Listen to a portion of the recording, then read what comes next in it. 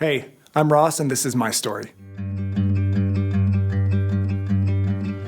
Growing up, there were a lot of times I didn't really feel like I fit in. I remember acting all sorts of crazy trying to get people to notice me.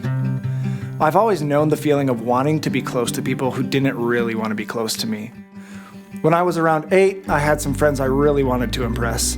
There was a group of 3 of them, and the one I thought was just the coolest started walking towards me. I got so excited and thought maybe they were finally going to let me be a part of their group. I was really hoping for their friendship. It ended up being a trap. They used the cool guy as bait, and as soon as I approached him, they grabbed me and threw me against the wall.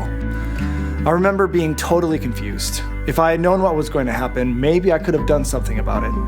I was just in shock and had no idea what to do. A few years later, I went to a Christian winter camp. I kind of was in a similar situation where I didn't really believe that people would accept me for who I was. I just remember putting in a lot of effort to impress people and make them believe that I was bigger and badder than I actually was. I wish I would have known that I was loved and that there were people who saw me how I actually am and loved me because of it. I just found it hard to believe that people accepted the real me. It was that same year at winter camp that a couple really cool things happened. Every night we would have services where we would worship God and hear teaching from the Bible. Before service one night, one of my mentors came up to me and told me I was his favorite. I think I actually started to argue with him about why he shouldn't have favorites. It took me a while, but I realized that what he was communicating was that he saw who I actually was, and he liked that person.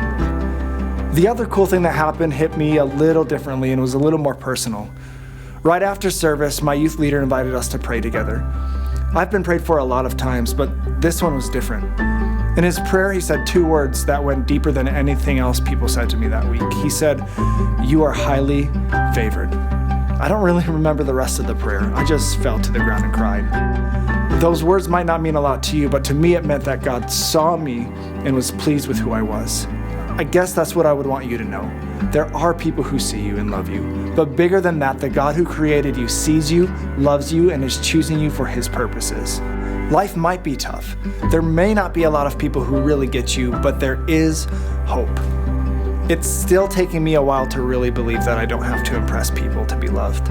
I think what's different is I know that when I wrestle with insecurity, there is a love that is holding me even when I'm not aware of it. God's love is what I need, and it's what I have because he's chosen me and I've given my life to him.